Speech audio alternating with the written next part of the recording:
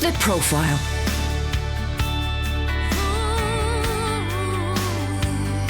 You're listening to Premier Christian Radio. Well, hello there. It is Saturday, the 10th of October, and you are listening to Premier Christian Radio. I'm Sam Hales, the editor of Premier Christianity magazine. That's the UK's leading Christian publication. We feature news, reviews, interviews, and so much more every week. And Premier Christianity magazine sponsors this show and makes it all possible. If you'd like to have a look at the magazine, which is available now, and we've got a fantastic cover story for you. If you want to have a look completely free of charge, then head to our website, premierchristianity.com, and click on Get Your Free Issue. Type your address in and we will send you the latest edition completely free of charge. We've got articles on the 5 top prayer apps, the technology that is bringing you closer to God. We've got a fantastic article by a Christian leader who reveals his mental health struggles and the day that he admitted that actually he wasn't okay. We've also got the Christians that history forgot, 8 heroes and heroines of the faith. That's a feature for the Black History Month, which takes place every October. And so we're looking at 8 Christians of colour who perhaps haven't had the recognition through history that they've deserved. So check that out. It's all in the latest issue of Premier Christianity magazine. Just go to premierchristianity.com now to get your free copy. But our big cover story of the month is the interview that you are about to listen to. My colleague Muyiwa has been in conversation with Steve Harvey, the American entertainer, comedian, TV presenter, and he's been talking really about the grace of God, and that's what you're going to hear today on The Profile. You're going to hear some of Steve's story and how God's grace has always been present for him. So without any further ado, let's listen in to Muyiwa in conversation with Steve Harvey. My full name actually is Oluwalomole Adebayo Olariwaju Solomon Jogunla. Oh, my man. Yeah. Okay, now we ain't going to be able to do it. All I want to say when the bullet got Alan would say that. Just speak in tongues and you'll be in the region. Yeah. Yeah. So we're going to be quite brief, and I hope maybe in future you allow us some more time. 3 things which I want. Listen to me. Just start. You ain't got to prep me. Just start. Let's go. I was keen to know, because these platforms are Christian platforms. I know you've done TBN, you've done other Christian platforms. Well, what your faith in God and your journey of faith, what are 3 key turning points that you can highlight on that journey so far? Well, 3 key turning points. First of all, you cannot complete this journey without faith. Faith, for me, is the biggest part of this. Because the definition of faith, as my mother taught me, that was a Sunday school teacher for 40 years. Faith is the belief in things that you cannot see. Right. That right there, that's so hard, man. That is so difficult. That is the part that creates the turning point for most people. At what point did that become something that you owned beyond something you were taught? Because you speak about faith a great deal. So at what point did it become something real? Well, I mean, you hear about it as a child, in Sunday school, and you hear about wondrous acts of faith. It doesn't really register with you as a child because you don't even know what faith is. Like one day I was hoping that I got a bike for Christmas. And then one day I hoped I would pass this test. And then one day I hoped I would graduate. Well, as you grow older, you understand that faith is the substance of things hoped for and the evidence of things not seen. Mm-hmm. That's what faith is. So I didn't get it until I got older, when I started wanting some things, and I wanted them so bad. I hoped so hard that I turned hope into faith. And it had to turn that way as you get older. You can't just keep hoping. At one point in time, as a grown up, you got to go, man, Faith is the substance of things hoped for, which means simply to me, if I hope on something hard enough, why would I not turn that into the belief that it can happen? Right. That's what it is. It's just turning that hope into the belief of things that you cannot see. I wanted to be something special in the comedy world. I did not see no way how that could happen. I didn't see it. I didn't know. But see, that's what it's all about, though. And then that striking out and quitting my job was the first turning point for me. That was the ultimate show of faith. I'm going to walk away from my job to pursue something that I really don't see no way it can happen, but I just believe so hard that it was meant for me. So that was the first one. That's the first one. There must have been a lot of noise of "you're crazy, Steve," because you're coming from a family. Your father, I believe, was in mining, then in construction. You followed along. There were black people on TV. And look, man. My mother was a Sunday school teacher. She didn't even support this. Wow. My sisters and brothers thought I was crazy. All of my friends would go to my mother and say, "You know what's wrong, Sister Harvey, with Steve? He lazy. He don't want to work like the rest of us." Wow. No, man, it ain't that I didn't want to work. I just didn't want to work. I didn't want them jobs y'all had. I wanted something else for myself. I wanted something more. The only person that supported my decision was my father. He was the only one. And least ones I thought would support me because he embedded in me hard work. He knew nothing but construction work. Work with your hands, work like a man, lift it, carry it, hold it, bear it, come home, earn a check, take care of your family. That's all he told me about. So when I told him I was going to quit the very thing he had always told me to have, which was a job, and I'm going to go chase my dreams, he said, "Boy, you don't go round but one time. Go ahead and go for it." He said, "Now you're going to have to scuffle." He used to call it scuffling. "You're going to have to scuffle. But if you think you can do it," he said, "Boy, I wish I'd have had the courage to do that." So that was the other part. It was the faith. It was the courage that it took to do it. And then it was simply the belief that it would happen when it seemed impossible. So when people talk about their journey of faith, we will talk about the adversity. Then we'll talk about the place of the Holy Spirit and things like that. When did that become a reality for you, where it was more than just words on? Because for you talk about living in your car for how many years? You talk about pushing through the adversity. There must have been something of the power of God that was powering you even when you didn't know it. When you become aware of this power of God working in you? Look, man, I got saved when I was 16 years old. Wow. But when I went to college, I backslid. I got all off track. I went to college, man, and lost my mind. I couldn't believe it, man. I mean, I could stay out at night. A whole new world. Oh, it was girls. I could eat what I wanted to eat. Mm-hmm.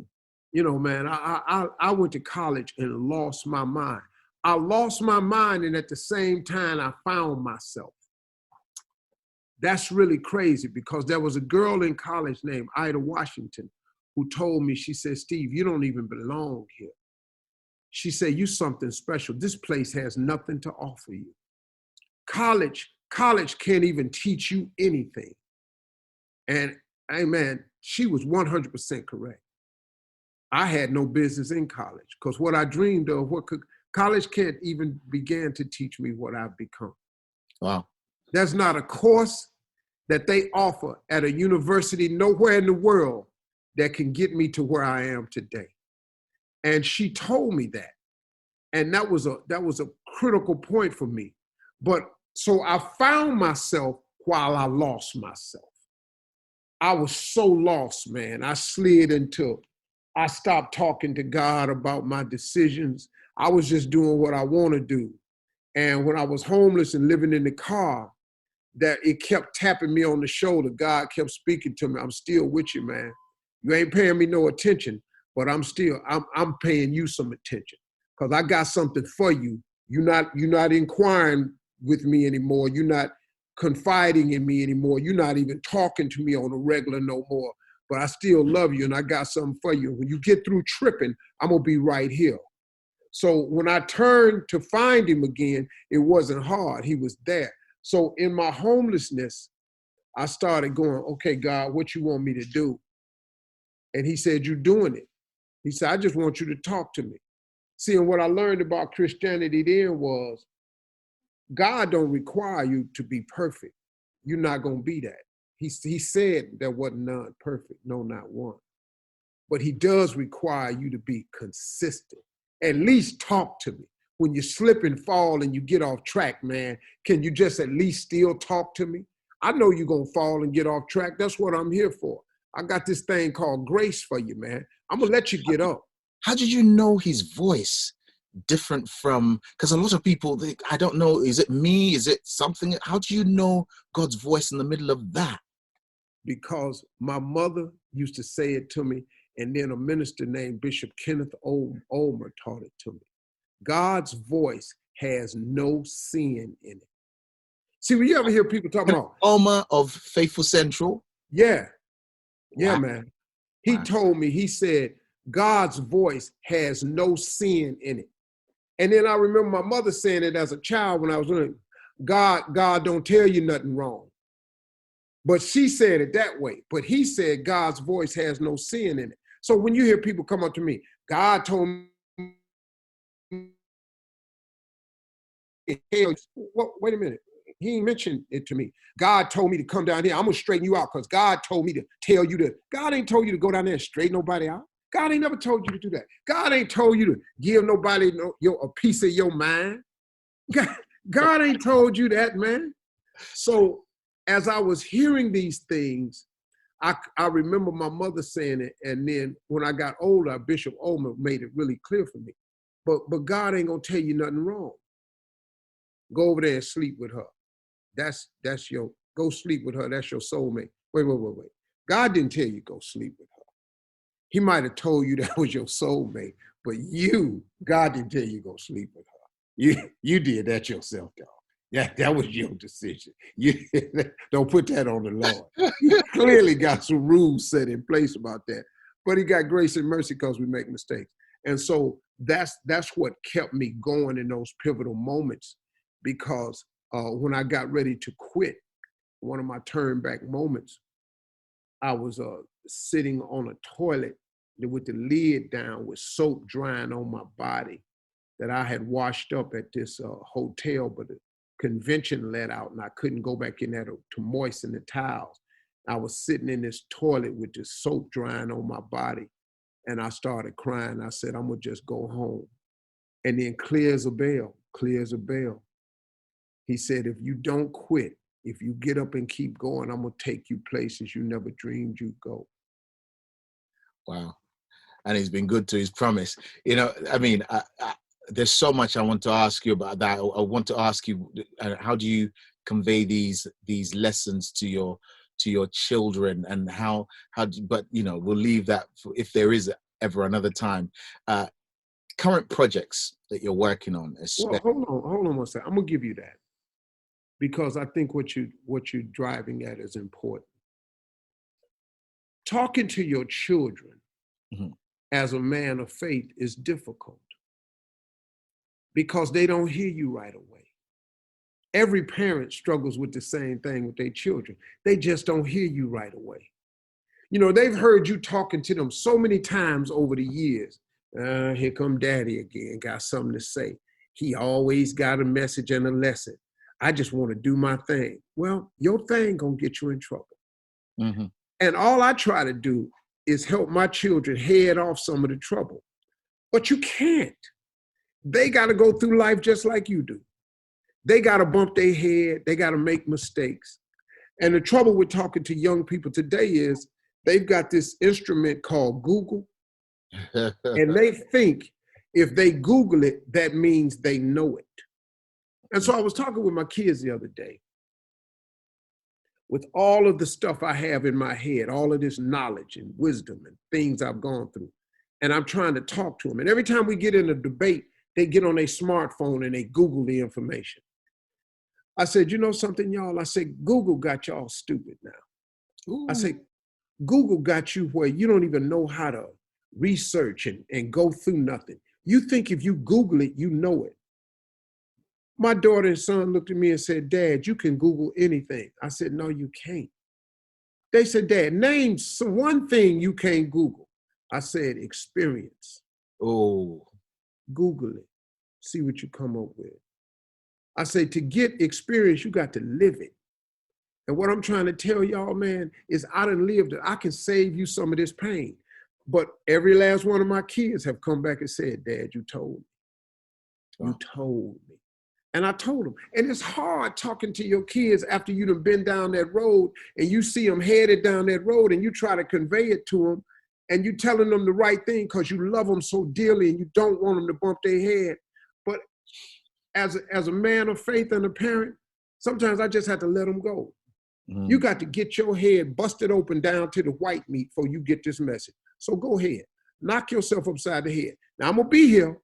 I'm gonna be here for you. When you get through with this stupid decision you made, I'm gonna be here for you. I ain't gonna say I told you so. But if you go down that decision right there, young lady, if you make that decision, young man, it's gonna throw you into something. And I'm telling you every time it does. And so being a man of faith and talking to your children is tough, but you got to keep saying it to them, because how many times have you heard something your mother or father said to you later on in life and you know what, man, you know what I really learned? I kept hearing the preacher say, faith comes from hearing, not from having heard. See, I heard all of this stuff before, but you got to hear it at a particular time for it to sink in and matter to you. And that's what I learned about faith comes from hearing. That's why people get mad at Joel Osteen. He always tell that story about when his father passed and he took over the church. He always tell that story about when his mother had cancer and lost all her weight and now she living. He tell the same stories over and over. I said, because you didn't get it the first time. See, and you still don't get it. But one of them times he gonna tell it to you at a particular moment in your life and it's gonna click. Joel Osteen happens to be one of my favorites. So here's an interesting moment, and I want to find out from you, and this wasn't on my list, but since we're here, at what point were you able to enjoy the moment? I asked that because I watched looking at a video of I have two sons, 12-year-old, 9-year-old, and looked at the video of my sons 4 years ago, and there were some challenges with my first son, which were what I went through at his age, what was said about me, about my mental capability and all that. And when it came to him, it was such an intense time. And looking at the video a couple of weeks ago from 4 years ago, Mr. Harvey, I realized that I hadn't enjoyed the brilliance of this boy. Mm-hmm. Because I was so focused on what the experts said the problem may be. Mm-hmm. And then I realized I wasn't enjoying the moment. Mm-hmm. So Steve Harvey, at what stage did you come in your life where you were able to enjoy the moment, and how did you make that transition? I'm gonna be honest with you, man. I didn't really start enjoying my life and enjoying some of my accomplishments. I'm 63 years old, about 13 years ago. And it wasn't even in full enjoyment then. I was starting to process it. I really just started enjoying the journey 7 years now. It took me a long time to really understand how to enjoy the journey, because I kept making the mistake of making the arrival at the goal, the vision, and the dream the reward. I kept making that the reward. and everything else was work until I accomplished the goal. I just learned maybe 7 years ago that there's joy in the journey, that in the process, you got to stop and enjoy yourself. Like on your way to 1 million, at 100,000, you ought to have a celebration. At 150,000, you ought to have another party. At 200,000, you ought to throw another gala. At 250, you ought to throw something else. Because, man, it's joy in the process. What God is doing for you, it's a process. You should enjoy that, man, because you're on your way to where you before. But surely, I mean, you're a man, you've read books galore from all I've seen. So you must have known that before, that enjoy the process. You must have enjoy the moment. So, what was it that made it impossible to actually live what you knew? Well, see, faith comes from hearing, not from having heard. Wow. I knew all of that. I was in a bad marriage. I couldn't see. I couldn't see, man. I was talking the other day. I was in a marriage where I stopped listening to music. No, you don't even know how I feel about music, man. Music, for me, is everything. It's soul music. It's for my soul. Gospel music, oh my God. I was listening to Kirk Franklin the other day. He's got an old song when it was Kirk Franklin and the Family. The song is Down by the Riverside. Ooh. I was standing next to the river just crying a week ago. Just crying, man. I couldn't stop crying. Down by the riverside.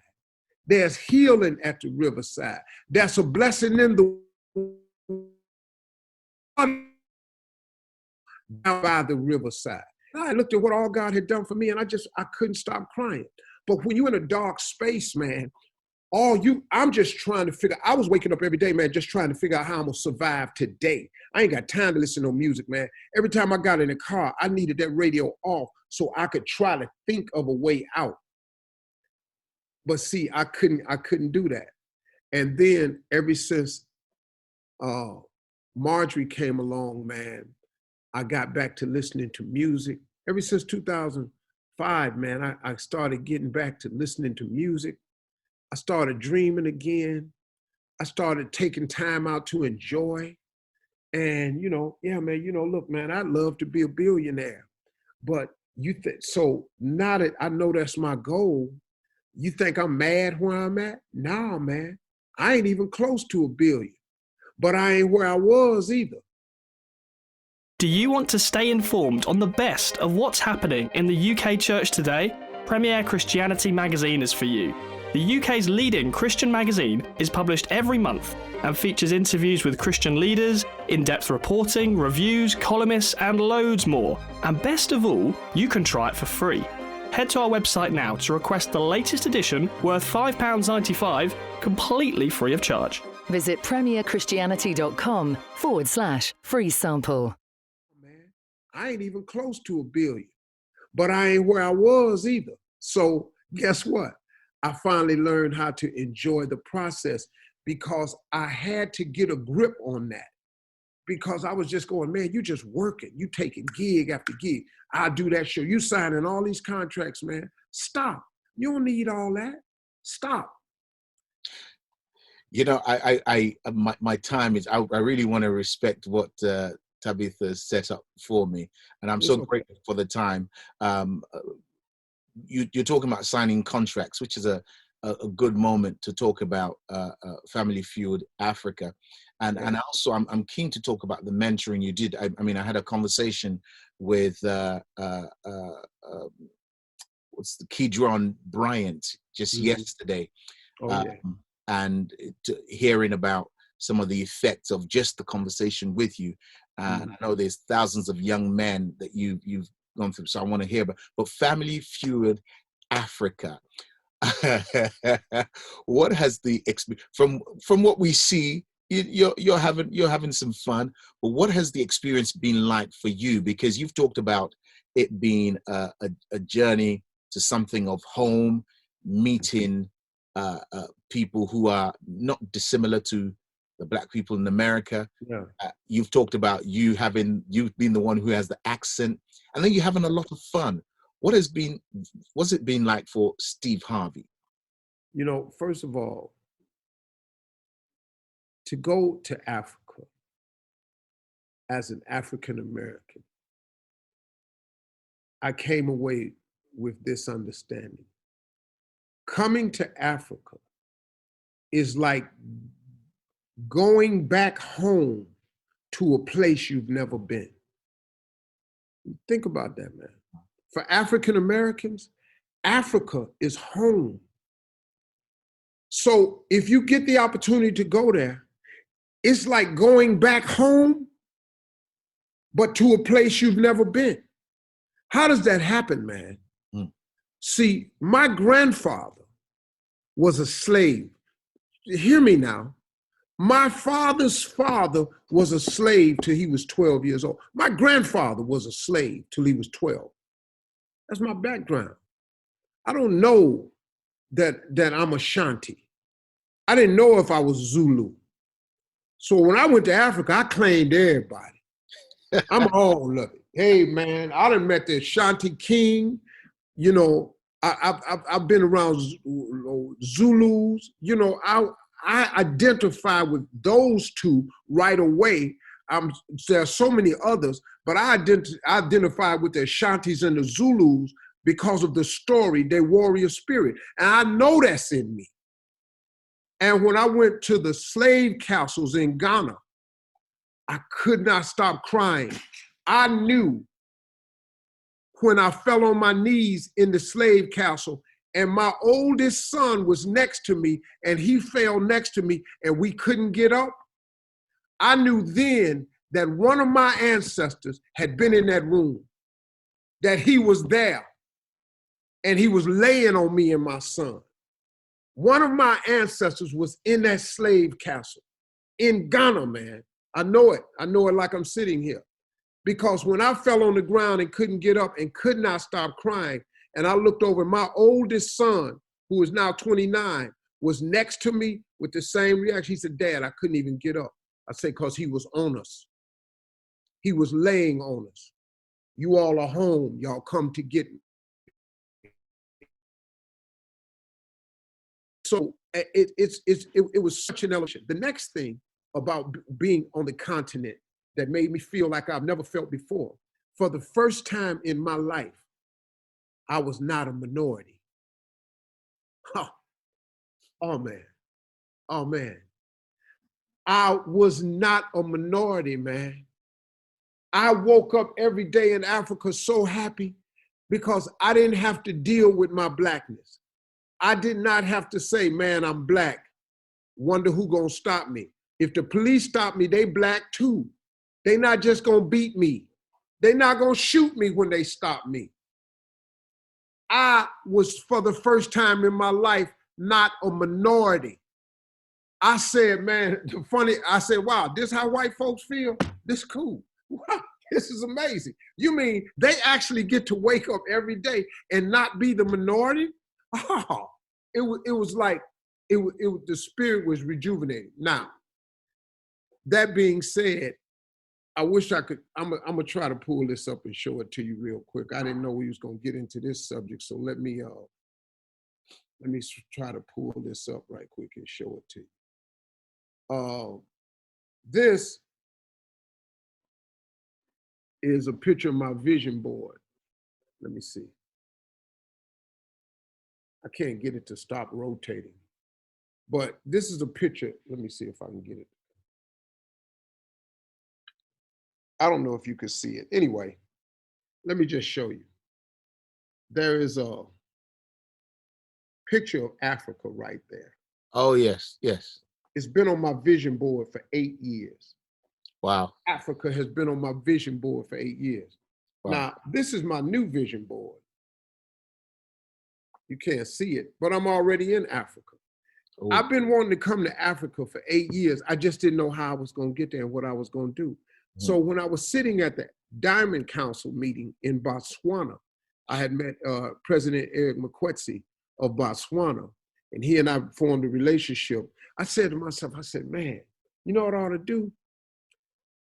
I ought to come over here and do Family Feud on Africa. So I called my COO and my chief of staff, my international business developer that you spoke to Tabiti. And I said, hey, fellas, I want to do Family Feud in Africa. Make it happen. That's all I do. I just tell my guys, the how-to is none of my business. Right. And the problems are, so we got to calling around and we were told, you can't go to Africa to make TV. No one goes to Africa to produce television shows. They don't do the quality. They don't know how to sprinkle the Hollywood dust on it. I went, yeah. I done been over there. All I saw was talent when I was there. It's fascinating what you were saying about waking up and not feeling like the minority. I grew up the first 9 years of my life in Nigeria before I came here. And so for me, it was a sense of, I knew doctors who were Black. I knew policemen who were Black. And so it was strange to me when I got back to London that I would be called an effing African. Yeah. And some of those who would say that would be Black themselves. And, you know, they used to put bananas on my table to remind me of what a monkey I was.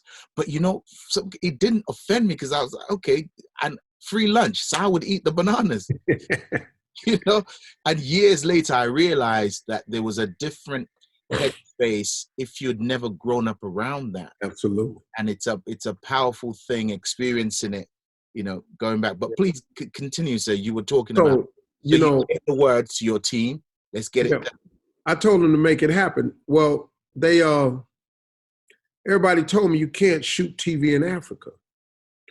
They don't have the production facilities. They don't have the ability to do it right. And I was going, what are you all talking about? I've been over there. I've been in their radio stations. They look just like ours. They have TV facilities. I said, look, the only thing that's missing is someone who knows how to sprinkle that Hollywood dust on the project. The cameramen in Africa are very, very professional and adequate. The lighting people are even better than the ones in the US because they know how to light Black people. We spend so much time on the set because if I'm sitting next to a white and I'm sitting up here Black and then Wesley Snipes is sitting next to me, the lighting director don't know what to do because they got this vanilla caramel and this chocolate sitting up in here. Well, Africans know how to do that. And so I said, no, man, that's not true. So I convinced my partners at Fremantle, which own Family Feud. I said, I'm going to do this. I mean, I'm the biggest franchise they have at Fremantle. What they going to tell me? No. But they were very smart. They said, well, everything else he's done has worked. All right, we'll sell it to you. So I bought the rights, the international rights, and I bought it for Africa. And I can go anywhere in Africa I want. So I started in South Africa, and then I got Ghana. Now, a couple of people didn't believe it was going to work.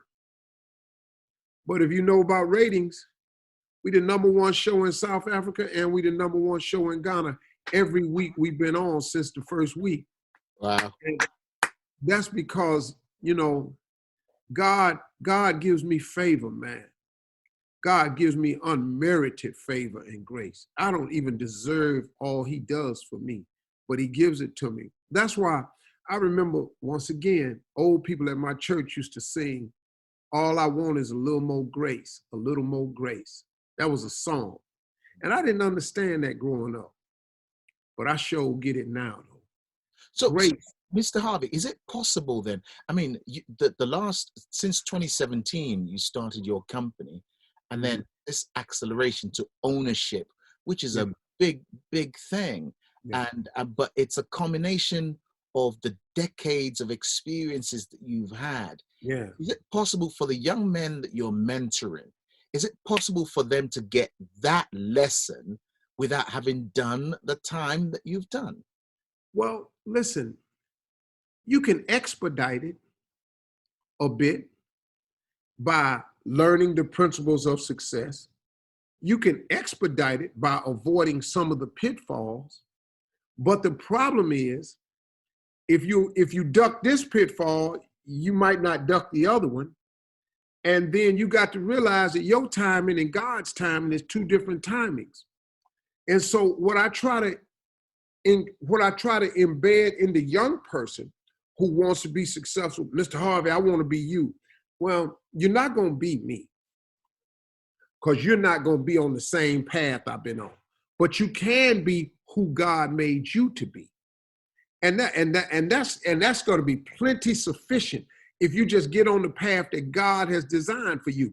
The problem with people coming to Christianity is they think that God wants everybody to be down there Bible thumping, sitting on the front row, join the choir, be on the deacon board, work on the usher board.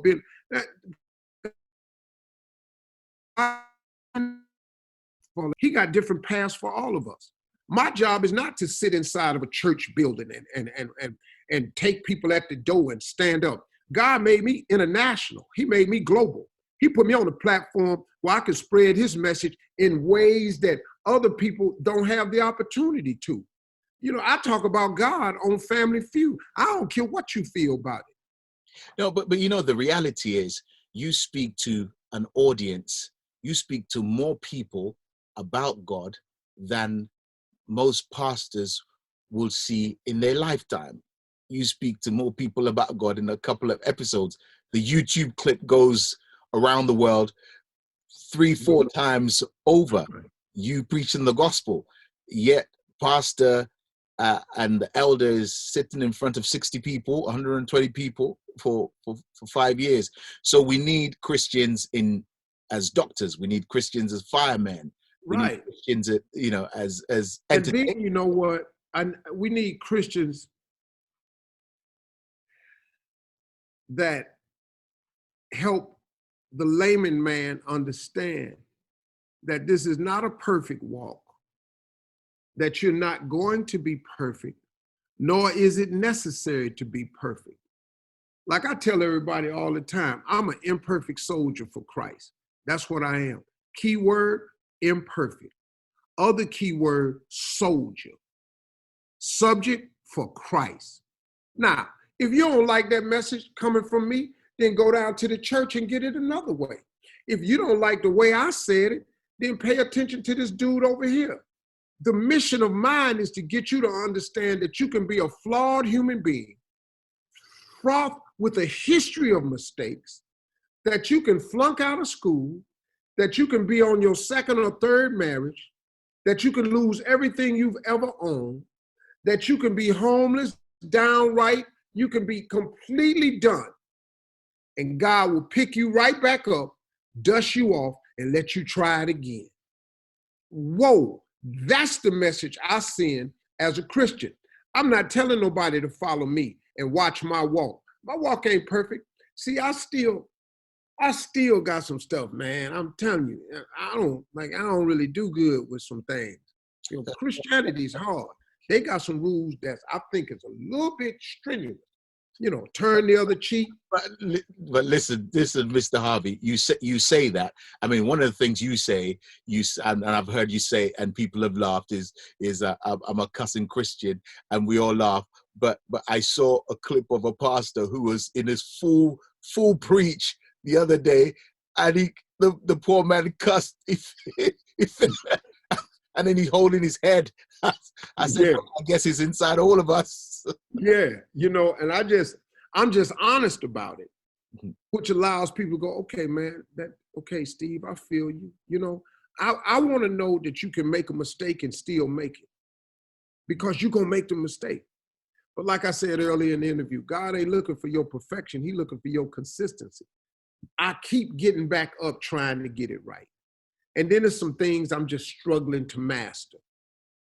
But then I ask for forgiveness, you know. But the one thing I consistently do is I try to help my brothers.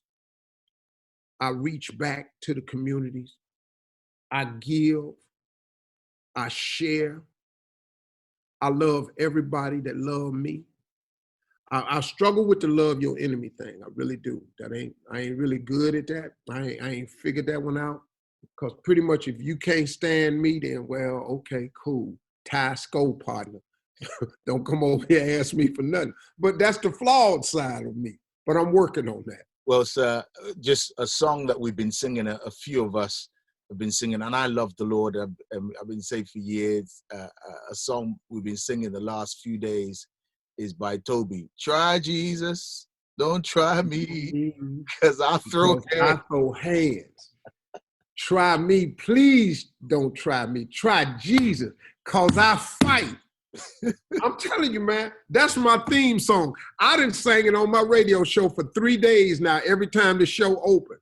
Try Jesus, not me, because I throw hands. That's my favorite song, man. I look back on my comedy career, how many jokes I wrote about don't slap me because I'm not slap Christian. I got jokes about turning the other cheek. I turn the other cheek, but when I come back around, you better not be there. You know, I've written that joke so many times, so that's a great song, man. Well, listen, let me not. I'm so grateful that you've given me so much more time, but let me knock it on the head. You talk about the street that you grew up on, the street where you fell on, and everyone thought you would die. Mm-hmm. Same street being named after you now. Mm-hmm. If you had 3 things or just one thing you could say to a 20-year-old Steve Harvey, what would you say to him? Man, I would tell my 20-year-old self that the things you are doing in your 20s will have a profound effect on your 30s. And if you don't make the adjustments in the 30s, it will carry over into your 40s. See, the lesson that I've learned is so critical, is that the average person blows their 20s. In the 20s, man, is when we lay a foundation and we don't even realize it. I guess that's where mentorship that becomes important, the stuff that you're doing with the absolutely. I try to get kids at a younger age to realize what I didn't. See, I had made so many mistakes in my 20s. Got married early, had children by the time I was 25, wasn't working, hadn't uncovered my gift and started using it. I didn't have a clear-cut direction in life. I had lost my place. I walked away from God. Oh, them 20s of mine, man. Whew. I did a number on myself. If I could go back, I would tell myself to take a little more time to seek wise counsel in your 20s, because everything you do in your 20s will have a profound effect on your 30s. And the things you don't correct in your 30s, partner, you will end up fixing in your 40s. And Lord have mercy, you in a tailspin if you get to 40 and you don't know the way at 40. Now you hustling backwards now. And if you get to 50 and ain't there, you got to realize now most of us have lived longer than we got left. Oh, partner. Now you in a mode. That's what I would tell the 20-year-old Steve Harvey. That's what I tell my 23-year-old son. That's what I told my 29-year-old son, my 28-year-old son, my 23-year-old daughter. I want to grab all of them and just shake them. I told y'all not to do these things in your 20s. But you didn't listen to me. But they're okay. My kids ain't in trouble. They ain't in jail. My sons ain't got no girl pregnant yet. Praise God. None of my daughters have showed up with some children without being married. I try to work hard on that because I threaten most boys. A couple of them got past me a couple times because my daughters live by themselves now. But usually when I find them, though, I usually can get rid of them in time. I'm struggling a little bit with that. But I'm catching a couple of them, though. But when I catch you off by yourself, partner, I got something for you. Oh, Lord. That's still my little princess. I don't care what you think. So, hey, man, I've enjoyed talking with you. Harvey, thank you so much. Thank you so much. You've been listening to Muyiwa in conversation with Steve Harvey. I'm Sam Howes, editor of Premier Christianity magazine. That is the publication that sponsors this show and makes it all possible. I really hope you enjoyed that conversation. I have to say, when I first heard that interview, it really had the wow factor for me. In fact, I was out and about with my headphones in, and I was shouting hallelujah, probably at strangers in the street as I was walking along, listening to Muyiwa in conversation with Steve Harvey. Just loved Steve's insights into the God of grace who we know and love. So I hope that blessed you as well.